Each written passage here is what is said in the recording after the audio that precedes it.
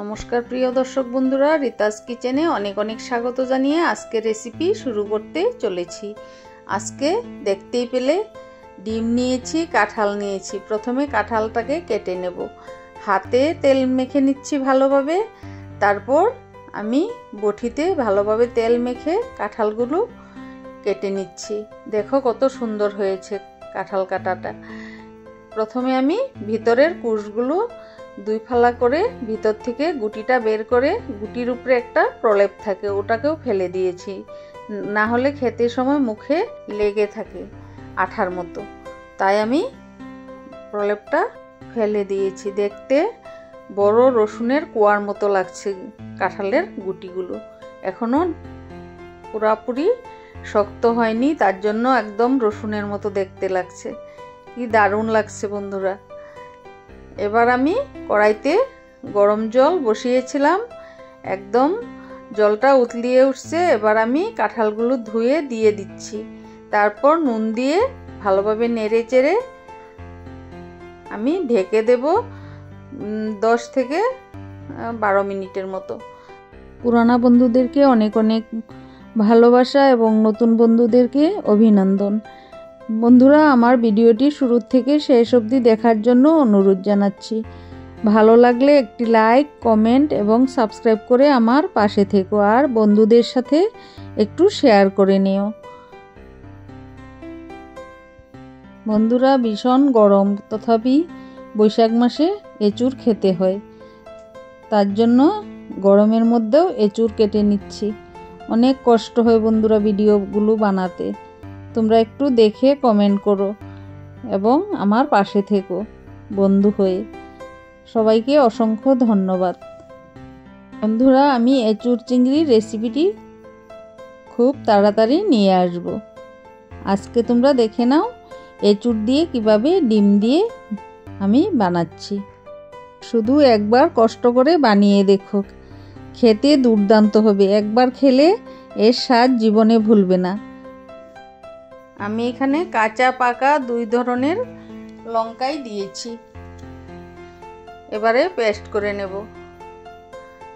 বন্ধুরা, এই ধরনের নতুন নতুন রেসিপিগুলো তোমরাও বাড়িতে ট্রাই করে দেখবে। এদিকে কড়াই বসিয়ে দিলাম, দিয়ে দিচ্ছি সাদা তেল 4 টেবিল স্পুনের মতো, প্রায় 100-150 গ্রামের মতো আমি তেল দিয়েছি এখানে। কাঁঠালের তরকারিতে একটু তেলটা বেশিই লাগে। এবারে দিয়ে দিচ্ছি গোটা জিরে ফোড়নে, দিয়ে দিচ্ছি গরম মশলা, দারুচিনি, এলাচ, লবঙ্গ, গোলমরিচ। এগুলো দিয়ে ভালো একটি গন্ধ বেরিয়ে আসছে। এবারে দিয়ে দিচ্ছি কুচিয়ে রাখা পেঁয়াজগুলো। এবার ভালোভাবে নেড়ে চেড়ে নিচ্ছি। দিয়ে দেব একসাথে কয়েক কোয়া রসুন। রসুনটাও একটু লাল লাল হয়ে আসবে, তখনই আমি দিয়ে দেব আগের থেকে পেস্ট করে রাখা মশলাটা। এবারে একটু নেড়ে চেড়ে নিচ্ছি। বন্ধুরা, আমি একটু মিস্টেক করে ফেলেছি, দেখানো হয়নি। আমি মৌরি এবং গোটা জিরে দিয়ে পেস্ট করেছি। এবার একটু নেড়ে চেড়ে নিচ্ছি যাতে নিচে লেগে না যায়। এবারে দিয়ে দেব স্বাদ মতো নুন, দিয়ে দিচ্ছি হাফ টিস্পুনের মতো হলুদ গুঁড়ো, হাফ টিস্পুন শুকনো লঙ্কার গুঁড়ো। এটা কালারের জন্য কাশ্মীরি লঙ্কার গুঁড়ো ছিল। দিয়ে দিচ্ছি হাফ টিস্পুন ধনে গুঁড়ো। এবার সব একসাথে কষিয়ে নেব। এদিকে ডিম আর আলুগুলো ভাজা হয়ে এসছে, এক সাইডে রেখে দিলাম। এবার দিয়ে দিচ্ছি কুচানো পেঁয়াজ এবং টমেটো।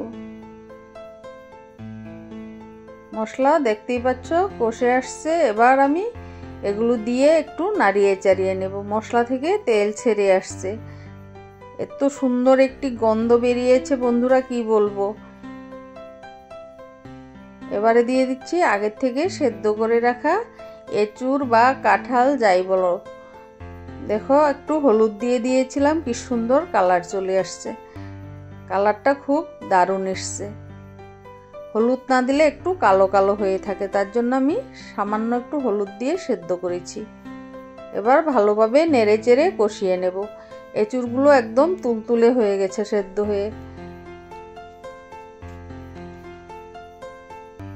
তারপরও আমি একটু ঢেকে ঢেকে কষিয়ে নিচ্ছি যাতে টেস্টটা অসাধারণ হয়।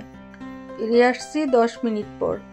এবার দেখতে পেলাম এঁচুড় থেকে খুব ভালো একটি সুগন্ধ বেরিয়ে আসছে এবং চারদিকে তেল ছেড়ে আসছে। এবারে আমি দিয়ে দিচ্ছি আগের থেকে ভেজে রাখা ডিম এবং আলু, দিয়ে ভালোভাবে কষিয়ে নেব। এবার পরিমাণ মতো জল দিয়ে দেব। আমি একটু জল বেশি করে দিয়েছি কারণ এঁচুড়ে এমনিই জল টানে, একদম শুকিয়ে কাট হয়ে যায়। না হলে একটু জল বেশি করে দিলে তরকারিটা একটু মাখো মাখো থাকে, তার জন্য একটু জল দিয়েছি। আর আমাদের ঘরে ঝোলটা একটু বেশি করে লাগে, তার জন্য একটু জল বেশি করেই দিয়ে বানাচ্ছি। তোমরা চাইলে একদম গা মাখা করেও বানাতে। বন্ধুরা, আমার রেসিপিটি ভালো লাগলে অবশ্যই লাইক, কমেন্ট এবং সাবস্ক্রাইব করে পাশে থেকো। এবার নামানোর আগে ঘি, গরম মশলা দিয়ে নামিয়ে নিলাম। গরম গরম সার্ভ করে নিলাম আজকের এঁচুড় ডিম দিয়ে এই রেসিপিটি। ধন্যবাদ।